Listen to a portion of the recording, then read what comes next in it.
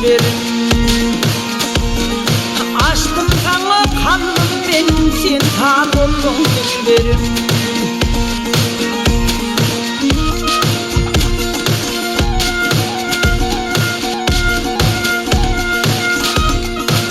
Aşk coşurur başaylar, koynum tavuk bu şeyler. Hileli ağlı dünya, kulluğun yağdığı şeyler. Hileli ağlı dünya, kulluğun yağdığı şeyler.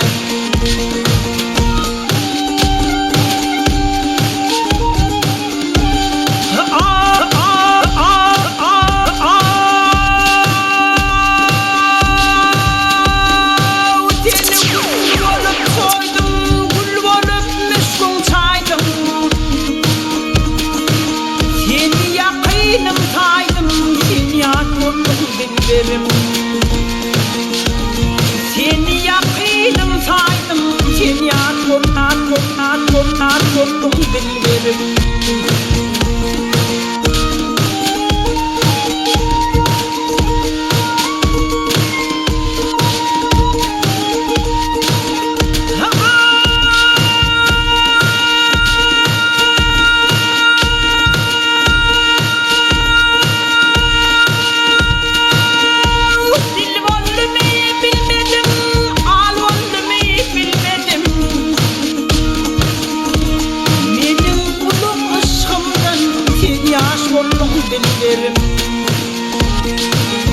Menin uluk aşkımdan sen yaş oldun dilberim.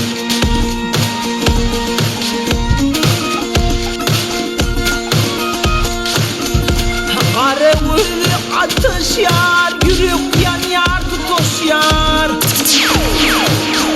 Netçik asman tüygüsü, yerde belata taşıyor. Netçik asman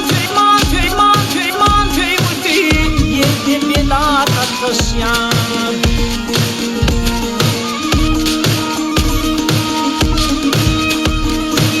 Yar yar deyip yandım ben, sen yan buldum dilberim.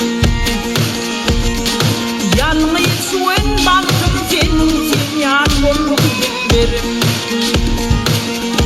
Yalnız ön baktım sen yan buldum dilberim. Sen yan buldum dilberim.